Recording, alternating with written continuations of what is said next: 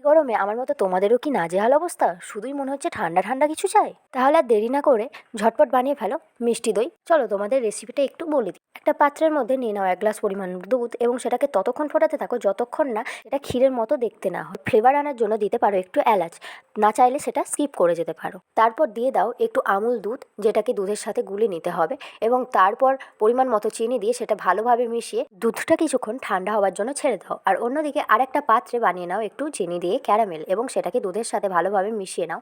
তারপর যে পাত্রে দই বানাতে চাও সেখানে আগে থেকে বানিয়ে রাখা কিছুটা টক দই নিয়ে নাও এবং সেটাকে ভালোভাবে ফেটিয়ে নিয়ে তৈরি করে রাখার দুধটাকে তার মধ্যে ঢেলে ভালোভাবে মিশিয়ে নাও। তারপর বাড়ির সবথেকে গরম জায়গায় সেই দুধটাকে ঢাকা দিয়ে সারা রাতের জন্য রেখে দাও। সকালবেলা ঘুম থেকে উঠেই দেখবে দই এক্কেবারে তৈরি। তারপর আর কি, সেটাকে কিছুক্ষণের জন্য ফ্রিজে রাখো এবং ঠান্ডা করে সুন্দর প্লেটে সকলের জন্য পরিবেশন করো এবং খেয়ে দেখো, বিশ্বাস করো তখনই আবার ছুটে যাবে রান্নাঘরে দই বানানোর জন্য। ভালো